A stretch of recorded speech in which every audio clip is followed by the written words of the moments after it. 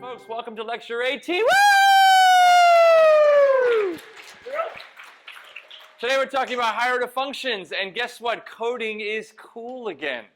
Coding was not cool for many, many years. 2005 was about the low point where the image of computing in society was about as bad as it's going to get.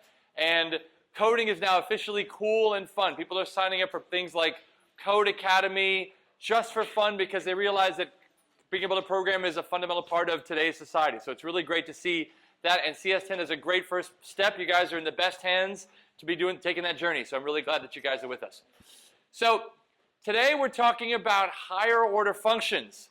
And higher order functions are one of the probably the last big idea of this class. The first big idea was abstraction. Yes, give them everybody A. A, Luke, A, everybody A. Okay. The second big idea was recursion. And the third one is higher order functions. So the first, let's define what higher order functions are. So there's an idea that functions are over here on the left, and that data, like the things that functions operate on, like numbers and sentences and words and stuff and data structures, are on the right. And they're not the same. That's everyone's mindset is the functions are the things of the actions, and the kind of the verbs, and the nouns, the things that the verbs do things on, are the data. And they're not the same. Well, it turns out that I want to shatter that with a nice, imagine an animation. And I want to shatter this in your brain. I want you to think that functions can be data.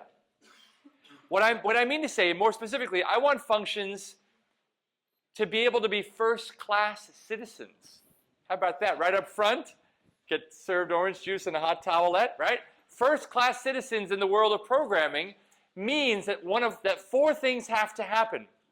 One is they can be variables can be bound to them. Like a variable can be bound to that. And we know we can name functions. So that's true already, right? You can name square that takes two numbers and squares, then it returns a square of that. So we know that naming part is okay.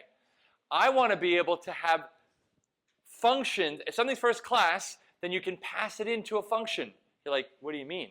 Yeah, you can pass a function into another function because it's just data.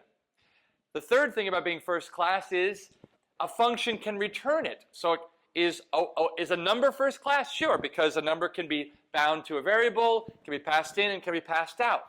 A function, to be full first class, has to be able to be returned from a function. We'll actually see that on Wednesday. And the last one is, can you wrap it in an aggregate? Can you take a ball or a bag, or we only have an aggregate called lists here, can you make a list of functions? You guys remember V? It would V, and then V of V, and V of V.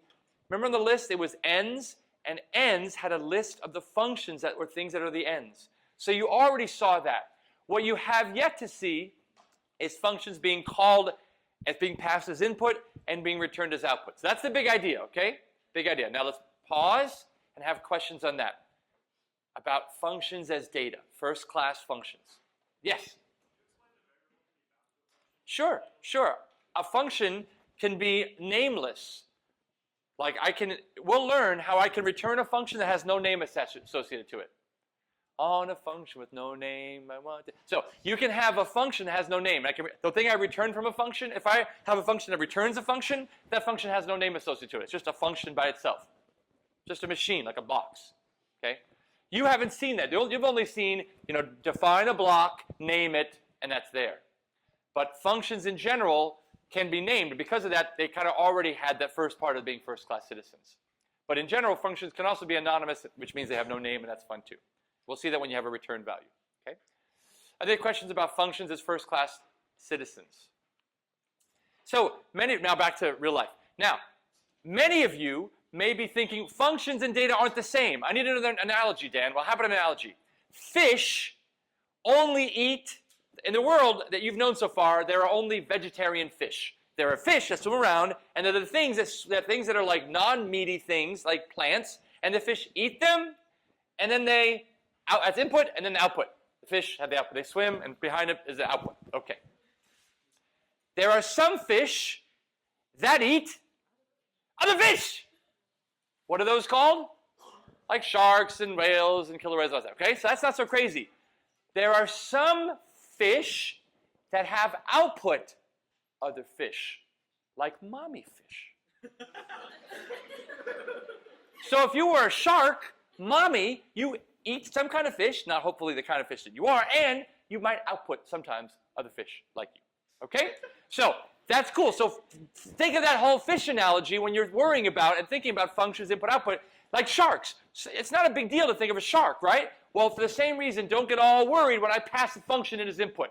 Okay? So let's do that together. So before I jump in on that, so that's the first two bullets. Now, there are ideas of something called a software pattern. A software pattern. A software pattern is something that happens over and over and over and over again, so much so that we give it a name. Okay? So we have characterized three most common, most popular, most useful higher order functions. By the way, a higher order function is a function that takes a function as input or output. Okay? So that means it's like not just a normal, it means a kind of a carnivorous or a pregnant kind of thing, fish, for the higher order functions. Okay? So let's look at common carnivorous fish, common functions that take other functions as input. Those patterns are the following three patterns: a mapping pattern, a keeping pattern, and a combining pattern. Those are the very common functions, and you can do a lot with just those functions.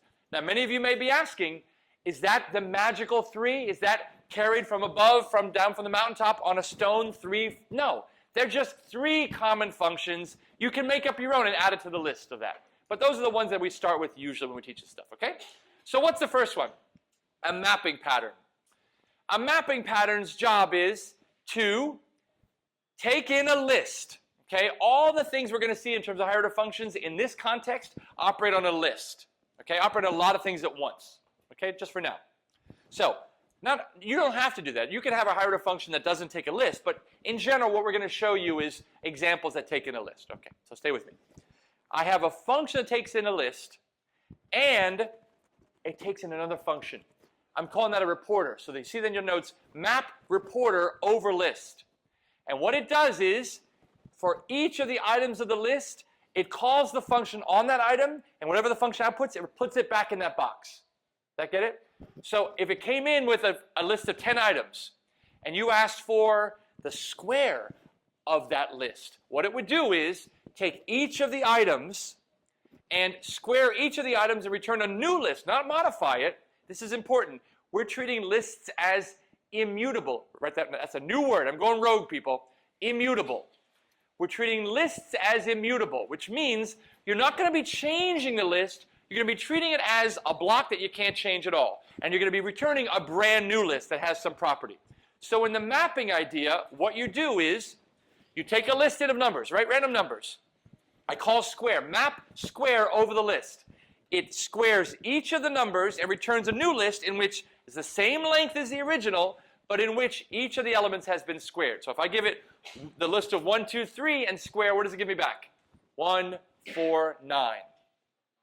The original list doesn't get changed.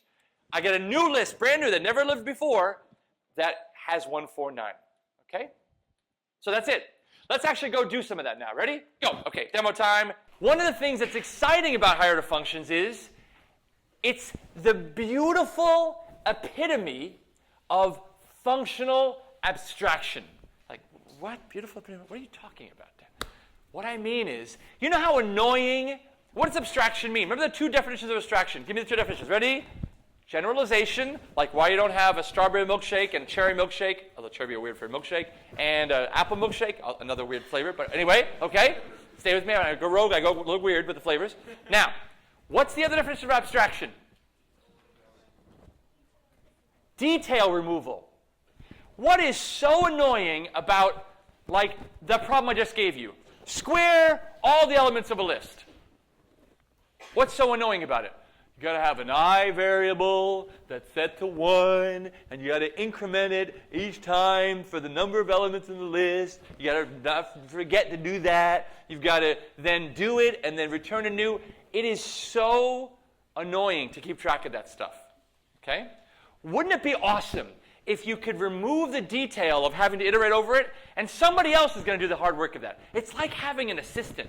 If you get rich, a personal assistant, not me, but a personal assistant is a really cool thing to have, I'm told, because they take care of like, oh, I have dirty clothes. All of a sudden, blink, new clean clothes, because the assistant went off and took care of the details of getting it clean and returned it for you, right? I had to pay taxes. Blink, taxes are paid. Like, that's a pretty cool deal. Higher order functions is like the world's best personal assistant for programming, because you don't need to worry about all that I equals 1, I increments until it gets to the end of the list, and you got to build. It just happens magically. Let's go try it. Ready? You're like, no, I don't believe you. Let's go. You really? Yeah? Okay, let's go. Here we go. Okay, watch. So here's BYOB. Now, one of the things that's magical about BYOB is it comes with this library of possible functions. We start by clicking on Tool Sprite. How many of you are familiar with the clicking on the Tool Sprite world? Love it. All the hands should be up, by the way, if you don't have the hands up. I saw some hands. I'm looking at you. Okay, ready? Hands up. There. Okay. Now, what Tool Sprite's going to do is load in a ton of libraries of wonderful functions, and a couple of them are higher order functions if you actually scroll to look at them, which is cool. So, let me now scroll to the bottom, and now, how annoying would it be to have to write this map thing, right? To have to write the thing that is like, let's go over here, let's try to write map together. Ready? Okay, let's start. Here we go. Make a block, and I'm going to say, okay, it's going to return a list, it's a reporter, it's map, percent function. How many of you know about the percent shortcut? Yep, love it, right? Okay, good. Map function, right? Over, percent list, and I'll call it my map, just so it's distinct from the one that built in that I just loaded from this sprite, okay? My map function of a list. Ready? Go. Okay, now, watch how annoying this is. Watch how annoying. Ready? I have to, okay, I got to make a variable, right? Script variable. Okay, watch how annoying I am. I know what I am already. Okay, index. Watch how long does it take me to do this, okay? Oh, yeah. Okay. Let's say, by the way, I don't want to square it, because square it kind of takes 2 inputs. Let's say I want to, like, multiply by 10. Okay, so if I take 1, 2, 3, it should be 10, 20, 30. Okay? It's like taking a vector, by the way, and scaling it by a constant, right? When in physics you do that. Okay. Calculus, too. Vector calculus. So, script variable index. Okay. Set, oh my gosh, set index, okay, to the first guy is 1. God, this is a 0. I'll make it 0. Then I'll go into control. Watch how long I'm taking. I'm just, my life is sand. My life is becoming sand as I'm standing here. I'm just becoming the gray. Can you see it in the front? The grays are appearing as a, Tuesday, Wednesday, Thursday. You can see days. The calendar's flipping as I'm doing this, right? Ridiculous. Okay, watch. Repeat. What's repeating? Look, I'm so annoyed. Why? Repeat. What after? How long is the list? Repeat the length of. Gosh, repeat the length of. I gotta drag. I want to stop. I'm annoyed. I'm already annoyed. You see how I'm annoyed? Now watch. Now. What if I had map for free? So let's say I'm not going to finish it. I'm so annoyed I'm not going to finish it. That's how annoyed I am. Now, let's go to Tool Sprite. And one of the things you're going to see in Tool Sprite, as I scroll down and as I make this guy a little smaller so you can see some stuff here, is that there is a map block. And that map block, I'm now going to get all excited about this now. That is an image of a map block. That my assistant, my coding assistant, took care of all the details of iterating over that list and making a new list. It's not going to change my input list, 5, 6, 7. Now, what is this gray thing? It's weird. So let me talk you through this, how this works. I wrote map, and it takes in a function. And we'll actually see how to do that. Let me actually finish writing my map before the lecture ends. But map takes in a function. Now, if I were to put in click on this box. By the way, a blank here is treated, I believe a blank here is treated like 0. So if I click on this box, it's 0 because the blank is treated as a 0, okay? Do I want to pass in that 0 into this map? Like if I just go like this, if I just go like this, and I go like this, like that, what's really being passed into map? 0. What do I want to pass in? The block, right? The block that times 10, right? Not a 0. So that's wrong. You know this is wrong because double-clicking that green guy because it's 0. So if I put it there, it's map 0. That doesn't know about. I've lost the idea of multiplication. 0 does not mean multiplication. 0 is a number. It's not a function. So what I do is I have to go to the operators block. And under operators is a weird thing you've probably never seen before, and it's the blank block. Because I don't want the 0, I want the blank times 10 block. So I take this block and I put it over here. And then I just drag this in there. And I don't mean, watch, that is 0 when I double click the bottom guy. When I drag it into the block, what happens when I double click it? This is a really, really important detail, which is we have visually shown you that the return value is no longer a text string of a 0 or a 1 or a 5 or a hello world. It is immediately obvious to you, I had hoped, that that's a block that got returned. Because you know what blocks look like, right? So obviously that returned a block. Isn't that cool? Now, we put a little gray border around it to say that the block is kind of wrapped in cellophane. You get it like a gift. You know, I bought a new iPad recently, the new fancy one, and it comes wrapped in cellophane. Like it's magical. It hasn't been opened yet. It's special. So we wrap it with a gray border to kind of say that it's a special thing. Okay, it's not the block by itself. It's like this special safety wrapping that you can pass around and ship to your friends. It'll still be wrapped in its protective cellophane cover. Okay? So that's it. Now with that, my friends, is what goes into map. Not the 0, but the block. So I'll put like theirs. And now what do I have? Map the times 10 block over 3, 5, and 7. 3, 6, and 7. 5, 6, and 7. Boy. Okay. What do you think happens when I double click this? A new list with values 50, 60, 70. Bam! I feel like I want to give a little... Okay, now, can you show me where the I is? No I. Show me where the check and do this number of times is. Not there. Show me anybody in this room who wants to, if their goal is to take this list and return a new list with it 10 times each element multiplied by 10, show me anybody in this room who wants to go back to the old days of doing it, where you could use recursion, it's true, right? Or you could use iteration, also true, but all those details that were hidden inside how map works, who wants to care about those details anymore? Raise your hand if you want to live in a non-Hoff era. Anybody? Because if you want, I will stricken you from writing any Hoffs from now on, and then it'll take you 10 times as long of time to write the stuff that I asked you to do. Nobody. Nobody wants to go back to that world. Once you can drive a car, you want to walk. Once you can text, you don't want to talk to anybody anymore. Once, right? Right? Once you have virtual humans, don't even go there. So the key thing is, I don't know. I'm just saying. Being funny. I was being funny. Okay. So look, here's my point. This is an incredible functional abstraction. Let me go back to the camera. This is an incredible functional abstraction because what it means is you now can forget about the details of that iteration process and just focus on what you want to do. And it just automatically, it's like magic. It's like you're operating at a higher level of abstraction. You've now risen up one level of abstraction. And as you go into computer science and do more and more, you'll rise up more and more and more until someday you'll type in import anti-gravity and you'll start floating around the world. That was a comic strip. Anyway, so this is powerful stuff. Should we try to write map together? Say yes. All right, let's try to write map together, okay? But amazing from the point of view of like why we want it, right? The motivation is there. You got that part? Okay, good. I've motivated it well. I could sell ice to an Eskimo. Okay, so here we go.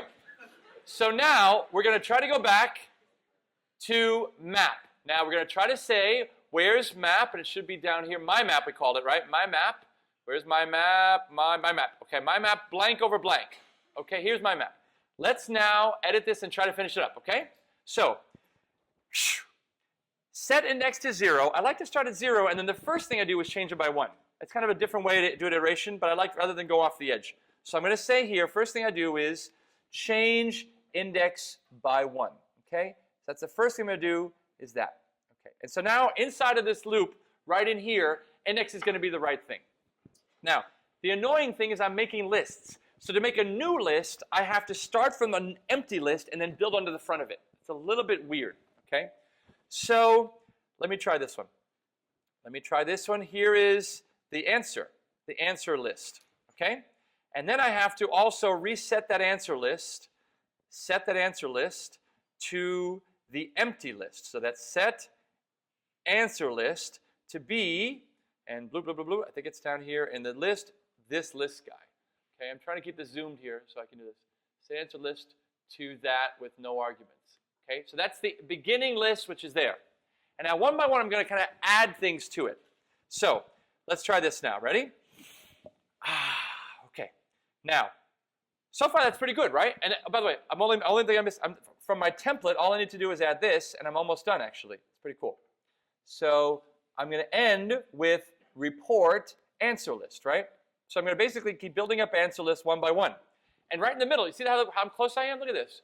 All I have to do is, right in the middle, I have to call that function on the index, what's the word now? The index member of the list, and then add it to answer list, and I'm done. Right? Because look, it returns answer list at the bottom. Answer list starts empty. I just got to keep adding that. So what do I have to do? Watch this. Add something to answer list. Watch. Bink. Add something to, and I think I have to drag this here, to answer list. What am I adding to answer list? Right now, if I didn't touch it, it'd be, if I given 5, 6, 7, it would output thing, because I'm adding thing to answer list every time. That's not so interesting, right? So what do I need to add to it?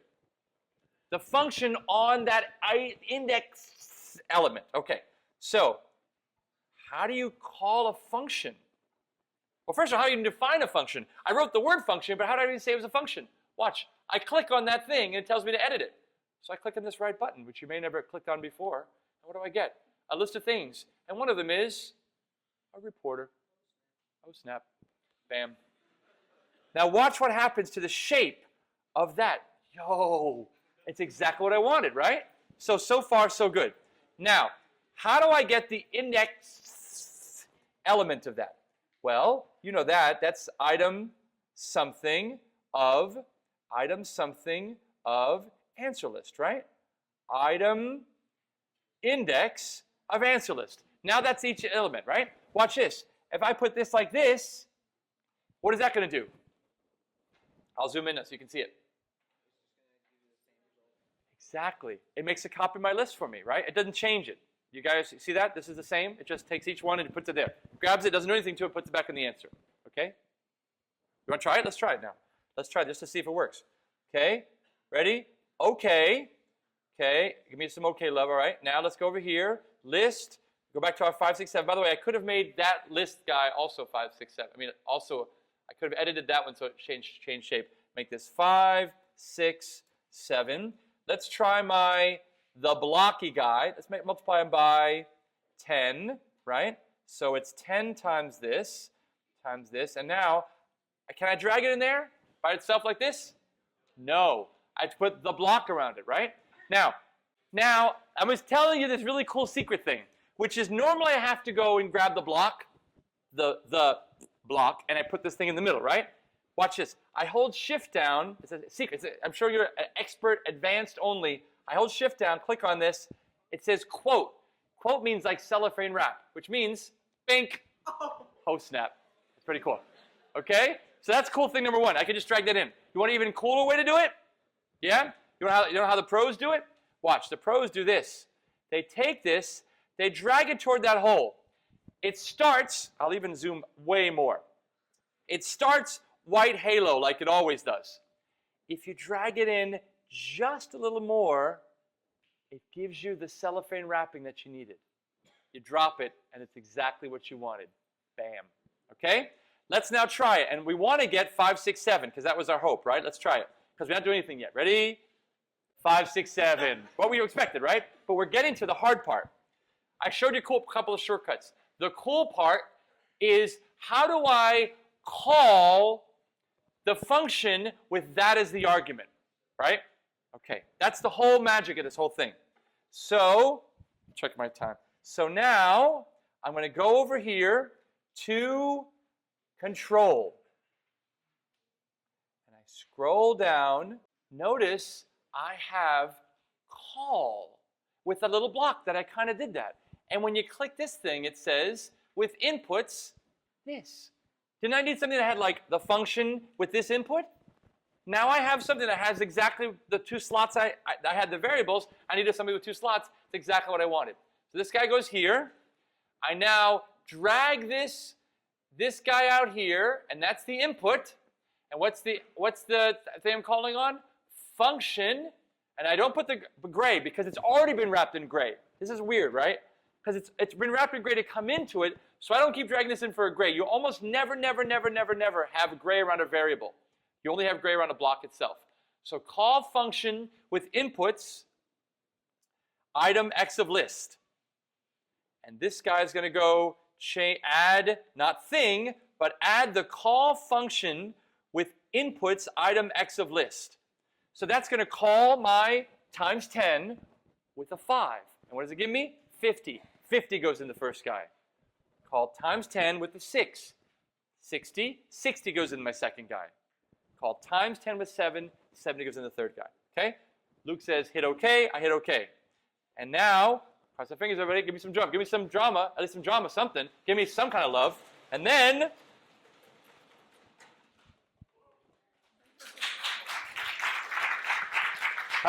with the thing? And the 50s, okay.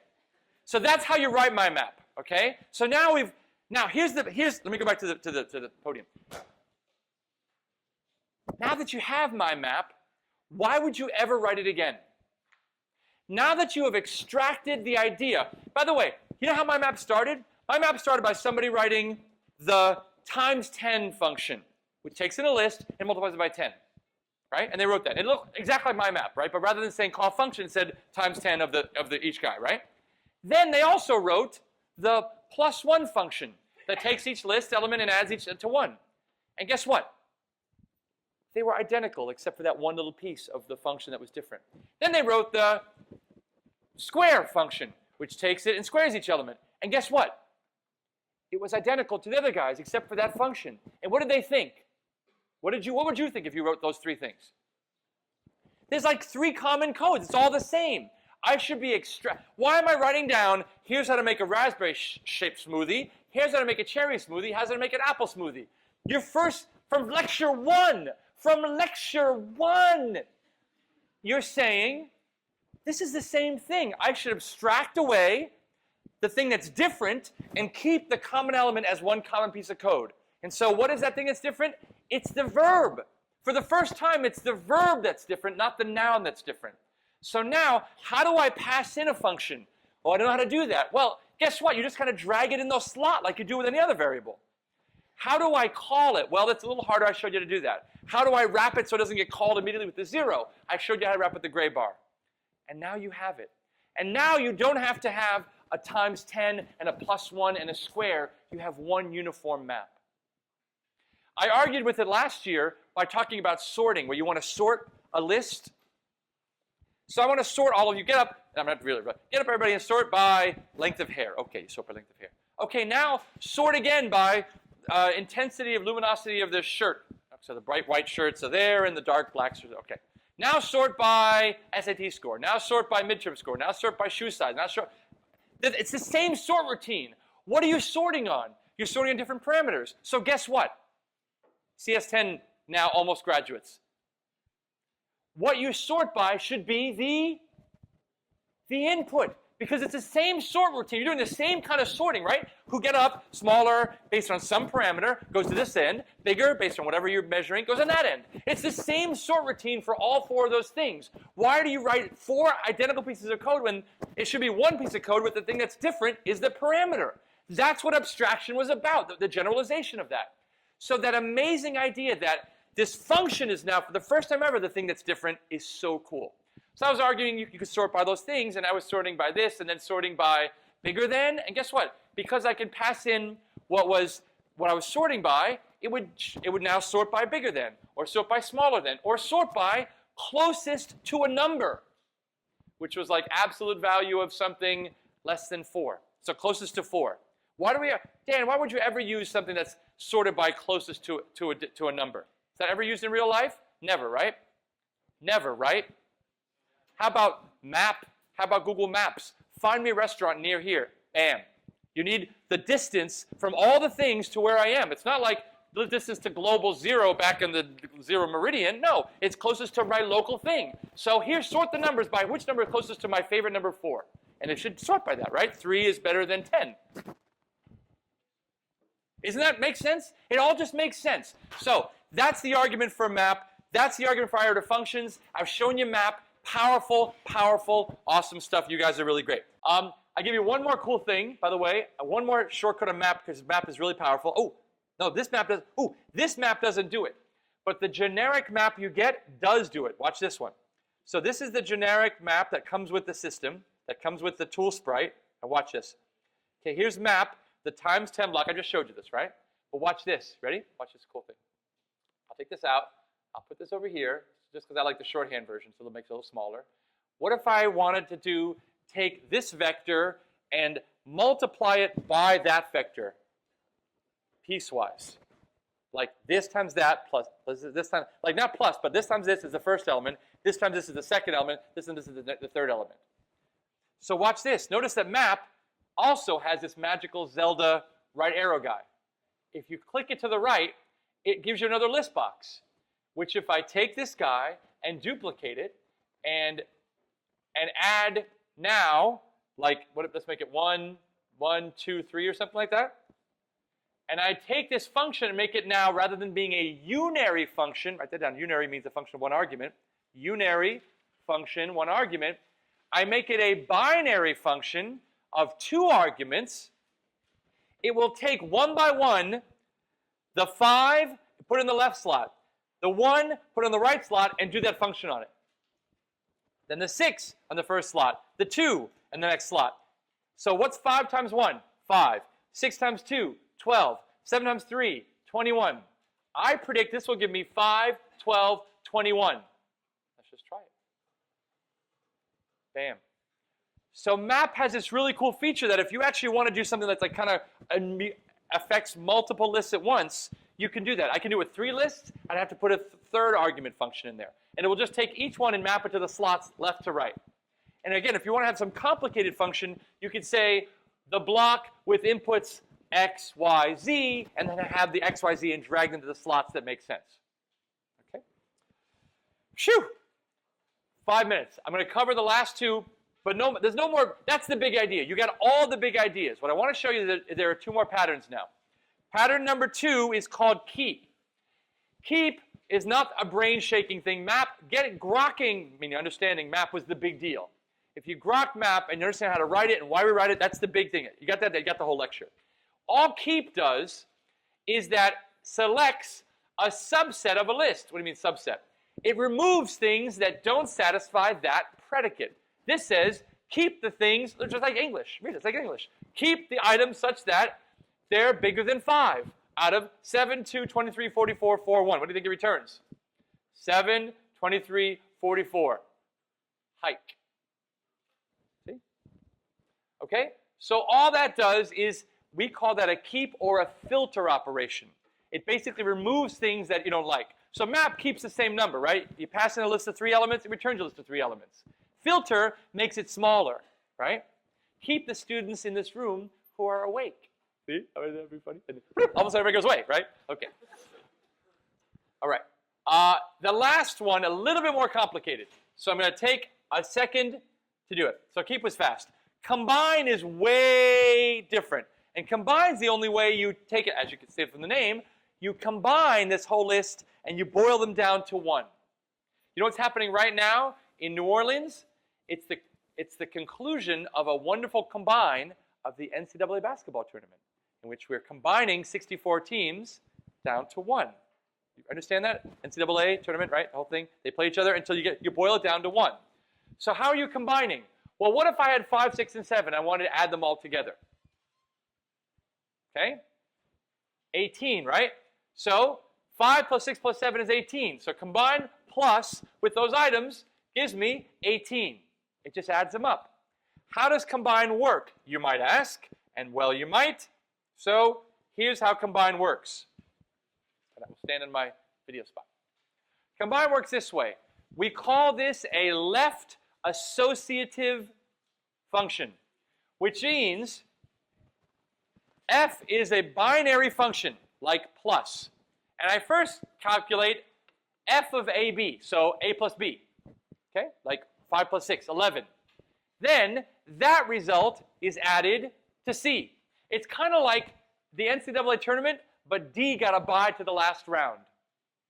Anybody kind of get that connection? And C got a bye to the round before that. Get it? Okay? So like first, the left two guys get operated on, and you get a value. And you take that as your left hand and put that with the right hand, which is the new guy, next to it. So it's now A plus B and C. Bloop. You do the same function again until you get A plus B plus C. And then you do that with D, and you keep doing that. Get it? You keep grabbing the guys on the right, you keep doing that in a left associative manner. If you happen to put in a function which is commutative, doesn't matter here, it's always in this order, and associative, which means doesn't matter how you parenthesize these guys, which is what mostly you ever use reduce with. Mostly you use reduce with, like what functions that you know are like that, associative and commutative? Addition, multiplication, and, or. These are logical operations. That's true also for those. Okay, you can and a whole bunch of true or false values. That's the same thing if you, any order. Okay. It is the case that join and join words are not associative, but they still work in this pattern, and their job is to smush things together. So if your list of all these words, if I had a list of, you know, the quick brown fox, if I pass join in with that list of those 4 words, you'd get the quick brown fox. Okay? Want to see it fast? And then we'll call it with that. We'll call it a day with that one. Ready? So how does that work with there? Combine with a list. So this goes away. I'm still in time. Oh, 50 seconds, 59 seconds. Coming down. Join with the gray border. Join has to have the 2 arguments empty. And the list is going to be the quick brown, and come on, 40 seconds. I can do this. Fox. Zoom in. Combine, join the items of the quick brown fox gives me the quick brown fox. Ladies and gentlemen, that's how to function.